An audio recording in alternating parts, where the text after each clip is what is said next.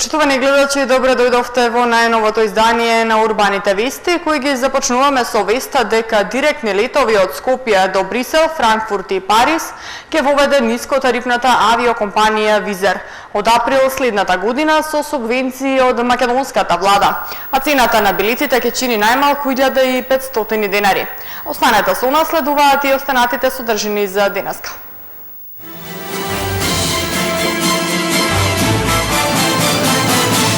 Жерновски реализирал 98% од проектите откако е начело на општината.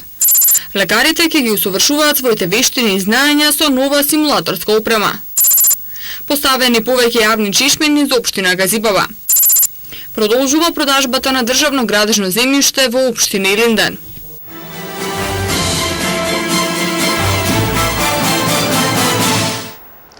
Со мало задоцнување, но сепак градоначалникот на општина Центар денеска даде отчет за сработената. Жерновски истакна дека отчетот содржи 98% од проектите кои се реализирани или започнати, а се наоѓаа во изборната програма. Прилог на Андријана Димитриевска. Отчет за сработеното во 100 дена после изборите даде и градоначалникот на општина Центар Андреј Жерновски. Најпрво Жерновски одговори на обвинувањето на власта дека доцни со отчетот за сработеното. Жерновски истакна дека отчетот содржи 98% од проектите кои се реализирани или започнати да се реализираат, а се наоѓаа во изборната програма. За проектот Скопје 2014 рече дека не го поддржува, но нема да го урива она што е направено. Жерновски додаде дека она што го ветил е отвореноста и транспарентноста, така што секоја последна среда има отворен ден со граѓаните, а редовно со стручните лица и раководителите оделе на лице место да ги слушаат жителите на Центар. Горд сум на резултатите, рече Жерновски и го посочи сработеното. Едно од врвните стратешки ветувања во текот на изборите е веќе реализирано, тоа е бесплатното паркирање за центарци, за жителите на општина Центар. Од 1 јули стапи на сила измените на паркинг политиката во општината, со што, како што е познато на граѓаните на општина Центар, веќе не плаќат, туку може слободно да паркираат на отворените паркинзи на општина Центар, неограничено колку што тие сакаат и паркинг политиката во општината, со што, како што е познато, и тоа е сериозен проект.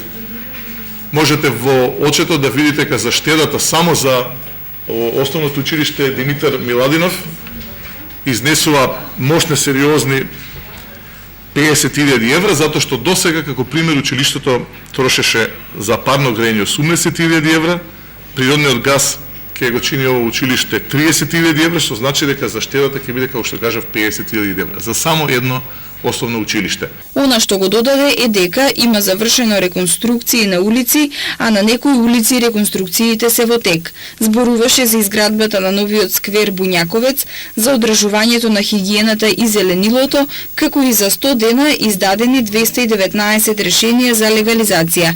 Расчистувањето на 32 диви депонии, целосно исчистен дивиот пазар под Кале, подигнат нов парк до Цветен пазар, отпочната реализација на проектот за обновливи енергетски ефикасни фасади, отпочна активности за изградба на ново основно училиште во Капиштец, проекти во училиштата, распишана е јавна набавка за изградба на нова детска градинка, отворен нов пензионерски клуб, како и отворена е првата општинска библиотека читална Славко Јаневски.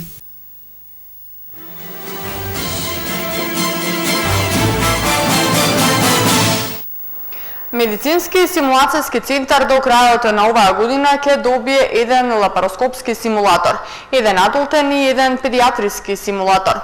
Овие симулатори ќе се користат за стекнување на практични знаења на студентите, специјализантите и за продолжување на лиценцата на докторите.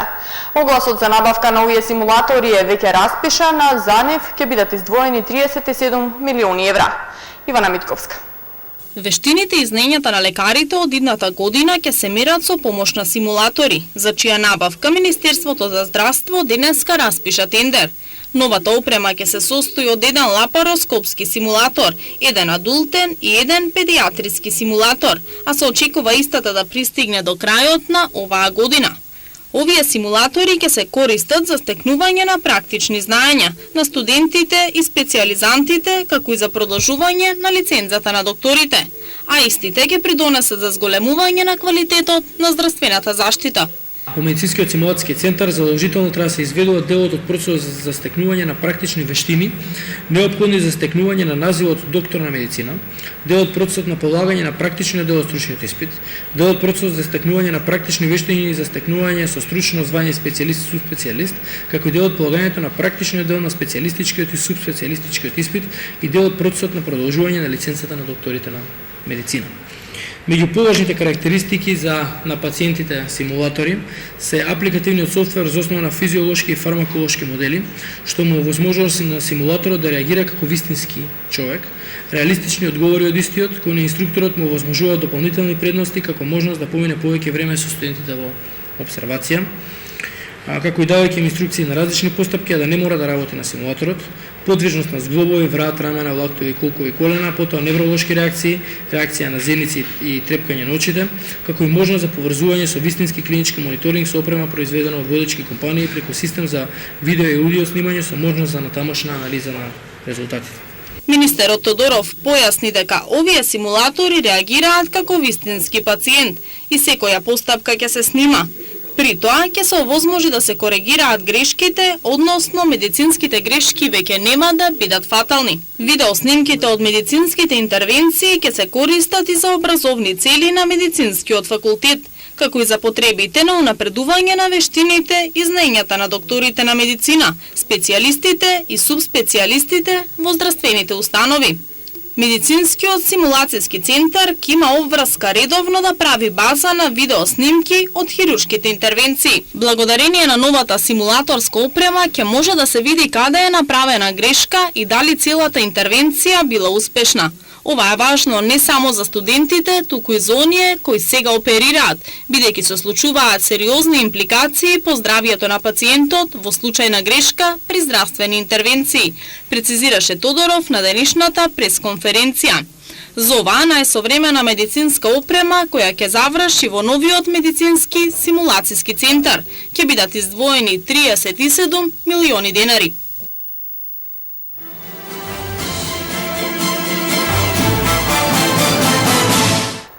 Контролата на остварувањето на обврската за впишување на податоците во електронскиот дневник да се остварува на неделна основа, а не на дневна, и намалување на санкциите за неводење на електронски дневник. Предвидуваат измените и дополнувањата на Законот за просветен инспекторат, што го усвои владата на минатата седница. Портпаролот на владата Александар Георгиев на денешната пресконференција информира дека измените кои што се утврдени со предлог законот се резултат на социјалниот диалог помеѓу владата на Република Македонија, Министерството за образование и наука и Синдикатот на просветните работници, а се на предлог на синдикатот. Со претходните законски решенија, наставничкиот кадар во основните и средни училишта имаше обврска за водење на електронскиот дневник на дневна основа, а исто така и контролата за остварување на ова обврска беше предвидена на секојдневна основа. Во однос на законските санкции, пак тие досега се изрекуваа по различни основи за наставникот и изнесуваа околу 1000 евра за невнесување на податок на дневна основа. Со новите измени оваа законска санкција е дефинирана во еден член и изнесува 300 евра, и тоа за непополнување на податоци за една недела. На овој начин ќе се придонеси и за поефикасно работење на дневникот и за подобрување на условите на наставникот за организирање на наставата, што ќе придонеси и за порелаксирани услови за работа. Поставени се неколку јавни чишми за пиење вода на територијата на општина Газибаба. До крајот на овој месец општината Газибаба ќе постави уште 8 кои ќе бидат изработени од гранитни елементи. Целта е зголемување на бројот на вакви чишми низ Газибаба, расладување и освежување на граѓаните со чиста вода за пиење во овие топли денови. Прилог на Томислав Атанасовски. Општина Газилево пред известно време изврши поставување на неколку јавни чешми за пиење вода низ населените места Железара, Автокоманда, Ченто и Хиподром. Ова е одличен поднек на општина Газилево во овие жешки денови каде граѓаните ќе може да се разладат и освежат со чиста вода за пиење. Со ова се зголемува бројот на вакви чешми низ општината, кои иако и покрај тоа што ги има во мал број, сепак граѓаните се жалат дека многу ретко функционираат, често се искршени или се полни со отпадоци. До крајот на месец август низ општина Газилево ќе бидат поставени вкупно 8 јавни чешми изработени од гранитни елементи. Средствата за оваа активност се одвоени од буџетот на општина Газилево за 2013 година со вкупна вредност од 580.000 денари. Изведувач на работите е фирмата Метал Инженеринг од Скопје, додека гранитните елементи на чешмите ги извршува фирмата Крин од Прилеп.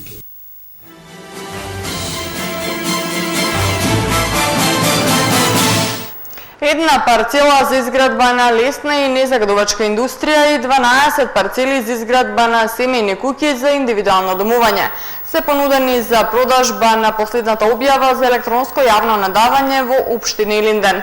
Почетната цена на парцелите изнесува 148 динари за метар квадратен. Општина Илинден продолжува со продажба на преостанатото слободно земјиште наменето за стопански развој на општината, но и за индивидуално домување. Во моментов актуелни се објавите за електронско јавно надавање на градежно земјиште за изградба на лесна и незагадувачка индустрија, со површина на градежната парцела од 14.947 метри квадратни, на локалитет од 14.15 од урбанистичкиот план за Илинден Марино и дел од Кадино, за стопански комплекс, и на уште 12 парцели за изградба на стамбени куќи по пат на електронско јавно надавање во новата населба Јака.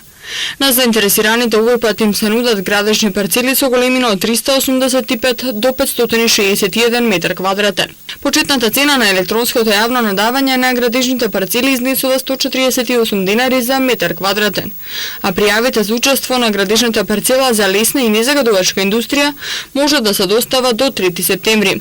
Додека пак за парцелите за индивидуално домување до 6 септември. Првото јавно надавање ќе се одржи на 6 септември во 11 часот, а второто на 12 септември во 10 часот и 30 минути. Право на учество на јавното надавање имаат физички и правни лица кои што ќе достават пријава за учество во јавното надавање, а депозитот за учество на електронското јавно надавање изнесува 30% од вкупната почетна цена на градежната парцела.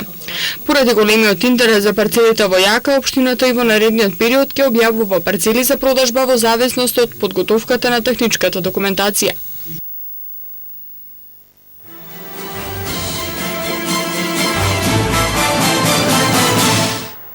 Македонските граѓани годишно фрлаат од 50 до 70 кг пластика, хартија, лименки, стакло или друг вид отпад. Над 100.000 тони отпад од амбалажа не се селектираат и преработуваат и завршуваат на улица, во природа или на депонија. Македонските граѓани фрлаат од 50 до 70 кг пластика, хартија, лименки, стакло или друга отпадна амбалажа, што е пониско од европскиот просек од над 100 кг отпад. Годишно во нашата земја се создаваат над 150.000 тони отпадна амбалажа, од кои само третина завршуваат на рециклирање.